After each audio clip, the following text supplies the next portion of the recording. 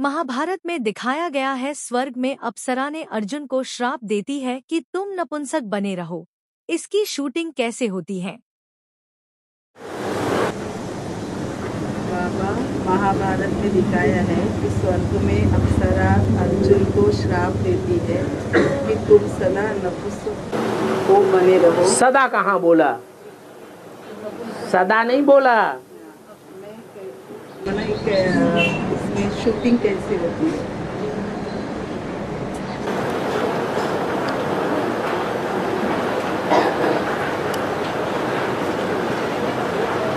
हर एक प्रकार की जो शक्ति है, उस शक्ति को धारण करने की भी कोई सीमा होती है या नहीं होती है? शक्ति की भी सीमा होती है।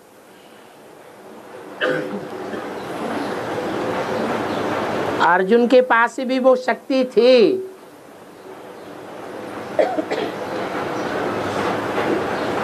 जिसको भगवान ने आकर के कंट्रोल किया।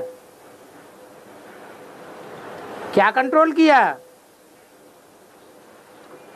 भगवान ने आकर के क्या कंट्रोल किया? अरे रथ को कंट्रोल किया या नहीं किया? हैं? रथ को कंट्रोल किया। और रथ में भी क्या कंट्रोल किया? है? इंद्रियों को कंट्रोल किया। इंद्रियों में भी मुख्य कौन सी इंद्रिय है जो पुरुषों के कंट्रोल से हर हालत में बाहर हो जाती है? हैं? काम इंद्रिय की शक्ति।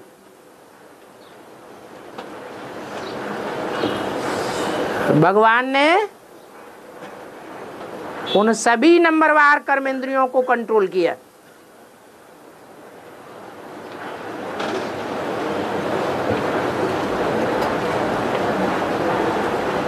जब फाइनल परीक्षा होती है तो जो मॉनिटर होता है उसको टीचर कुछ सहयोग दे देता है क्या? है? सहयोग देता है? नहीं देता है। ये भी पांडवों की परीक्षा के 12-13 वर्ष गए हुए हैं। ये 12 वर्ष तक तो कंट्रोलिंग ठीक रहती है। 13वां वर्ष है गुप्तवास का। उस गुप्तवास के टाइम पर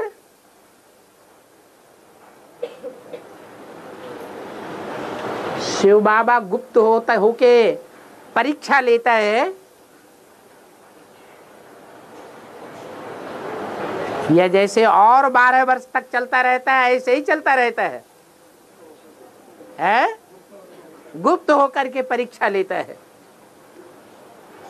उस 13वें वर्ष में वो शक्ति लोप हो जाती है जिसके आधार पर दिखाया कि कृष्ण भगवान ने 16,000 रानियों को कंट्रोल किया।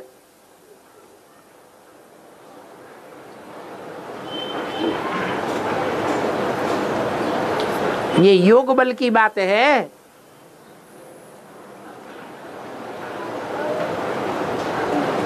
ये याद का बल। इसमें नंबरवार बच्चों के लिए भगवान बाप सहयोगी बनता है या बिना सहयोग किए ही सारा कार्य चलता है? सहयोगी बनता है।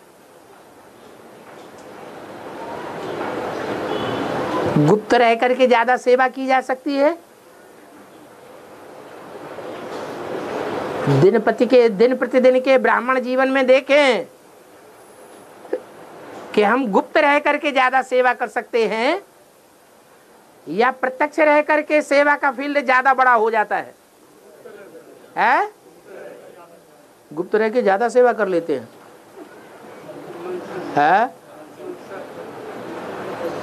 है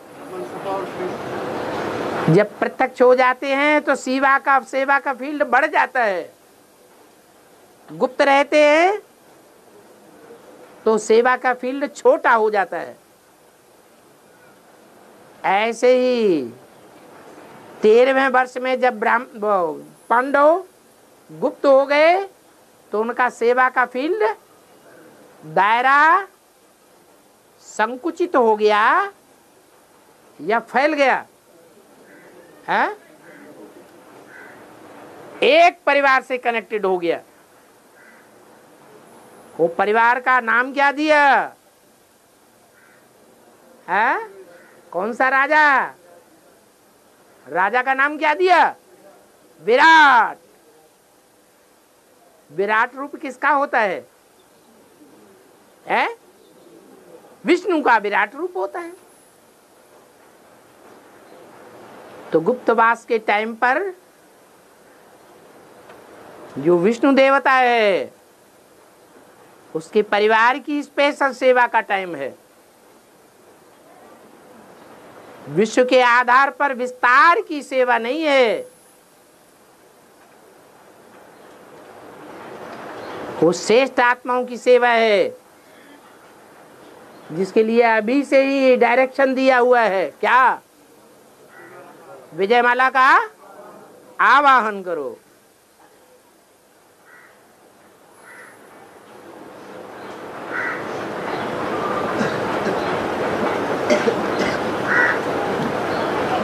तो जो साथी होता है उसकी मेंटलिटी का, उसके वाइब्रेशन का राजयोगी के ऊपर प्रभाव पड़ता है या नहीं पड़ता है? पड़ता है। ऐसे ज्ञान में चलने वाले भी हैं जिनकी युगल ज्ञान में नहीं चलती है, विकार के लिए टांग खींचती रहती है। और वो युगल भी हैं जिनकी युगल पूरा सहयोग देती है, ज्ञान में चलती है। तो पुरुष ज्यादा विजयी कहाँ अनुभव करेगा?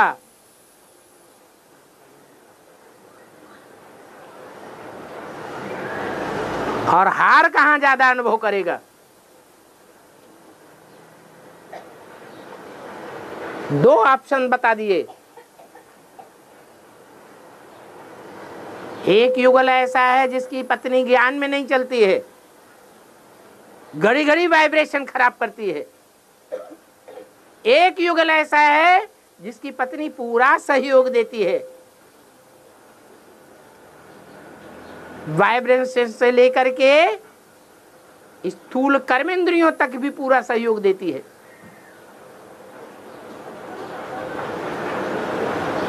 तो वो राजयोगी, दोनों के बीच में कौन विजयी होगा और कौन हारता रहेगा? तो यही हाल है। घर की धरित्री अच्छी हो तो घर स्वर्ग बन जाए,